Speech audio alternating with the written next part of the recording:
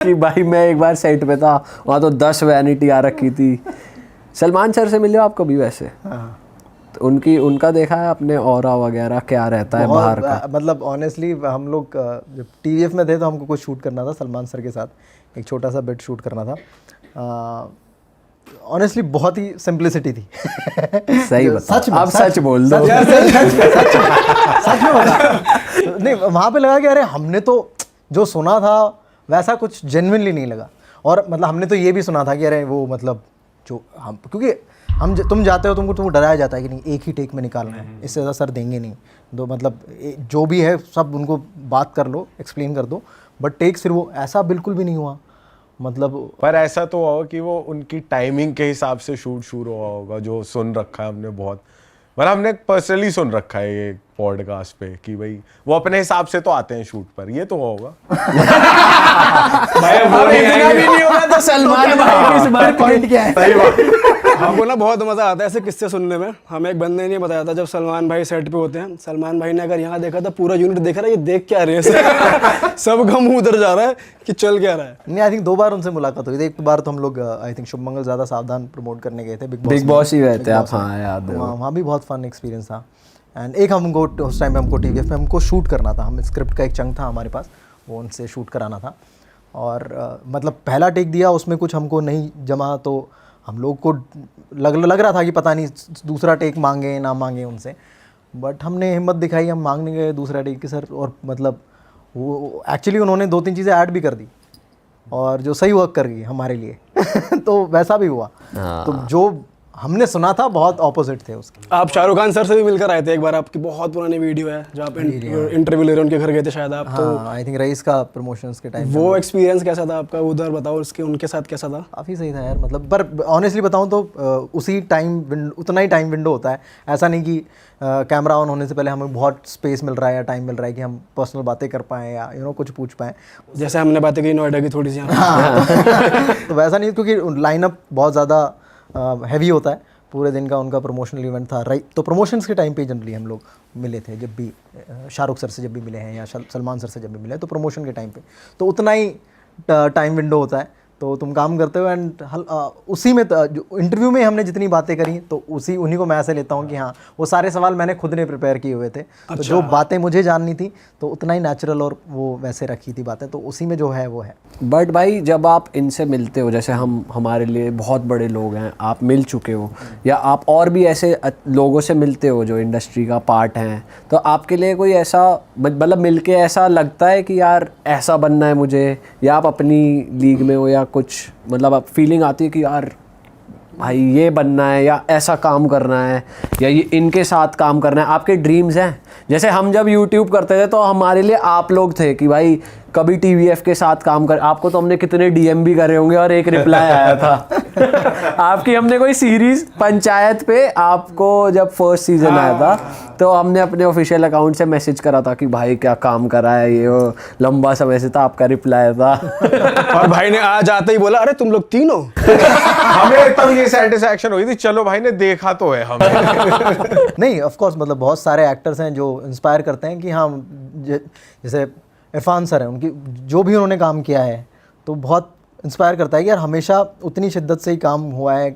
ठीक है, सीन्स कैसे भी हों उनकी परफॉर्मेंस में आपको हमेशा मज़ा आएगा। सीन 19-20 भी होंगे लिखे हुए या जो भी जिस तरीके, लेकिन उनकी परफॉर्मेंस में आपको हमेशा मज़ा आएगा। तो उस तरह की चीज़ें होती हैं कि आप, या फिर अगर शाहरुख सर को देखो जो उनकी जर्नी रही है, मतलब उन्होंने पीछे मुड़ के ऐसा लगता है कि देखा भी नहीं। मतलब वंस वो जब से मुंबई आए हैं तब से वो वो जो ग्रोथ रही है, तो ऑफ कोर्स वैसी चीज़ें इंस्पायर करती हैं। बट मुझे वैसा बनना है या किसी पर्टिकुलर एक्टर की तरह बिहेव करना है या वैसे रहना, वो कभी नहीं आया। वो आई थिंक स्पेस ही नहीं मिला कि हाँ मैं वो कभी थॉट आया नहीं कि मैं इनकी तरह बन सकता हूँ। अच्छा भाई, आप रणबीर कपूर के साथ भी आपने काम किया रिसेंटली, वो कैसा रहा? उनके साथ कैसा था काम करना? हाँ, वो हम लोग का आई थिंक काफ़ी 2-2.5 दिन का शूट था, तो काफ़ी अच्छा एक्सपीरियंस। कैसे हैं वो पर्सनली? बहुत सही है यार, मतलब बहुत बातें करते हैं उन्होंने, मतलब सिनेमा की बात की, मतलब स्टार्ट ही वैसे हुआ कि किस तरह की मूवीज़ मुझे पसंद हैं, फिर उन्होंने बताया कि उनको किस तरह की फिल्म पसंद। तो मेनली डिस्कशंस सिनेमा के बारे में हुए कि किस तरह की फिल्म पसंद है। फिर उन्होंने अपने कुछ एक्सपीरियंस शेयर किए कि उनका क्या एक्सपीरियंस, जैसे मुझे बर्फ़ी उनकी बहुत पसंद है तो मैंने उनको बताया कि बर्फ़ी, तो मैंने पूछा कैसा एक्सपीरियंस है, तो उन्होंने अपने बर्फ़ी के एक्सपीरियंस शेयर किए। उन्होंने भी नहीं एक्सपेक्ट किया था कि बर्फ़ी इस तरह से अच्छा रिस्पॉन्ड मिलेगा या इस तरह से आएगा। उन्होंने कहा कि हाँ बहुत यूनिक चीज़, क्योंकि उसमें हाँ उनके बोलते नहीं हैं वो, तो यूनिक चीज़ वो भी ट्राई कर रहे थे, उनके लिए बहुत एक्सपेरिमेंटल था। तो उन्होंने बताया कि किस तरह से वो वर्क की उनके लिए, जो उन्होंने बिल्कुल भी उनके लिए बहुत अनएक्सपेक्टेड रिस्पांस था। तो हाँ काफ़ी बातें हुई, बट मेनली अबाउट मूवीज़ के बारे में बात हुई। बट भाई जैसे आप यूट्यूब करते थे तो वो तो सारे यार दोस्त ही थे, तो आप उनको क्रिएटिवली भी बोल सकते हो कि यार ये डायलॉग मुझे सही नहीं लग रहा, मेरे कैरेक्टर के हिसाब से इसे चेंज कर दो, या ये सीन सही नहीं लग रहा, या आप इन्वॉल्व हो जाते हो क्रिएटिवली। OTT या मूवीज़ में वो फ्रीडम मिलता है आपको? मिलता है, 100% मिलता है। मतलब आजकल तो बहुत कोलैबोरेटिव हो गया है प्रोसेस, एंड मतलब लोग काफ़ी वेलकमिंग रहते हैं आइडियाज़ के लिए को लेके मोस्टली। मतलब जिस लेवल पे मैं अभी काम कर रहा हूँ वहाँ पे तो बहुत वेलकमिंग सीन होता है कि हाँ मतलब आप डिस्कस कर सकते हो, कुछ अगर नहीं जम रहा है तो कैसे उसको बेटर कर सकते हैं, या उनको जो मेरे टेक्स हैं या मेरी परफॉर्मेंस है उनको क्या अभी नहीं फिट लग रहा, तो वो भी आके मतलब वो भी ऑफ कोर्स जो उनको चाहिए वो मुझे डिलीवर करना पड़ता है। तो बहुत कोलैबोरेटिव प्रोसेस है अभी, खासकर OTTs पे। तो आप इन्वॉल्व होते हो उस प्रोसेस में कि भाई मैं पहले पूरी स्क्रिप्ट पढ़ लूँ, जो है वो मैं चेंज करा लूँ, फिर मैं हाँ या ना बता सकता हूँ, या आप पहले नहीं, चेंज वाला नहीं है मेरा, है कि मैं डायरेक्टर क्या चाह रहे हैं वो पर्सपेक्टिव समझ लूँ, बाद में कन्फ्यूजन ना हो, वो अपन पहले पूरा सेम पेज पे आ जाएं कि भाई ये स्क्रिप्ट है, आप मेरे से क्या एक्सपेक्ट कर रहे हो, या एज अ परफॉर्मर आप मैं ये कैरेक्टर किस तरीके से आप देख रहे हो, तो वो सारी क्लैरिटी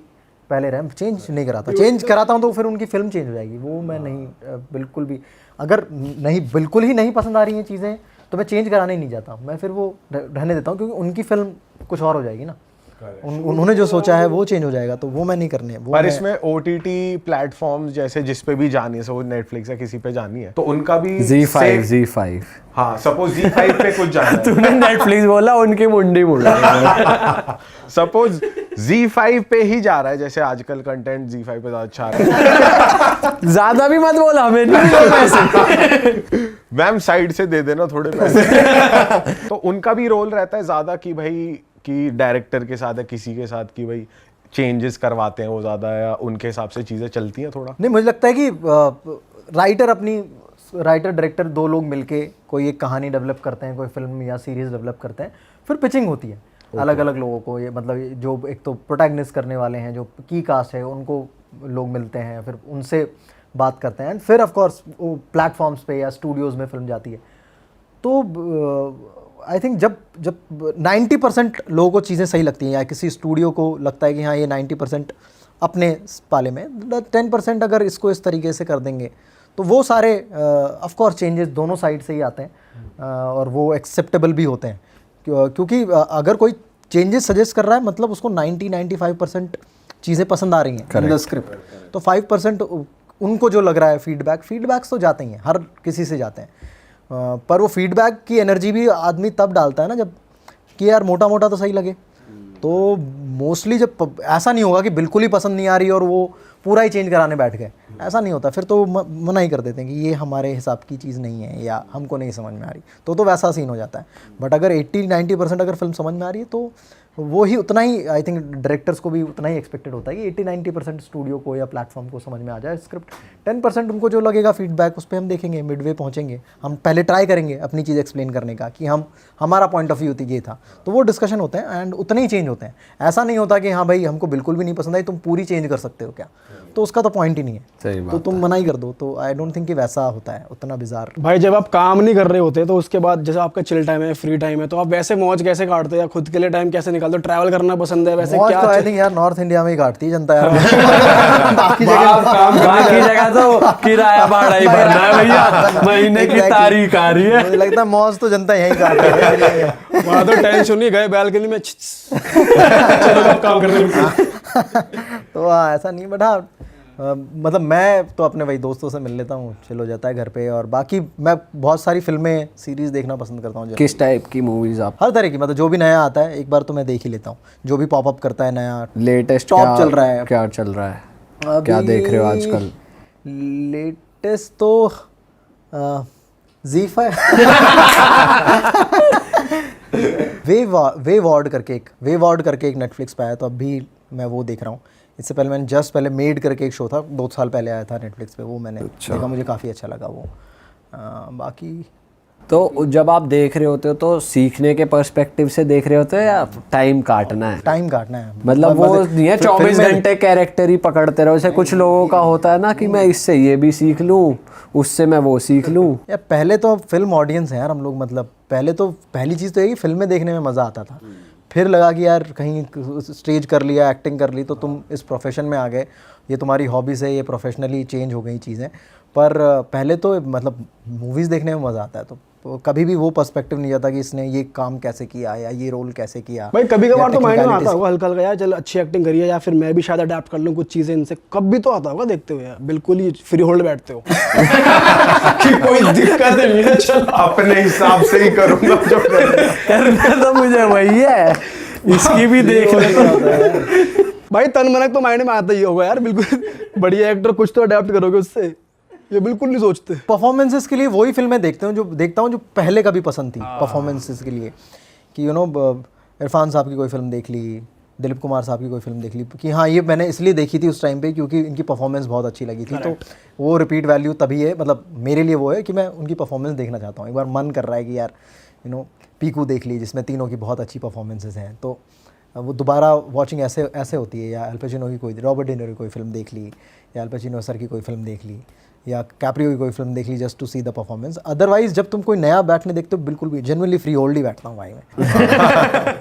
अरे वाह, आपने ये वीडियो यहाँ तक देख ली भाई, तुमने हमारी मेहनत सफल कर दिया, तुम ही लोग हो असली रियल हिट।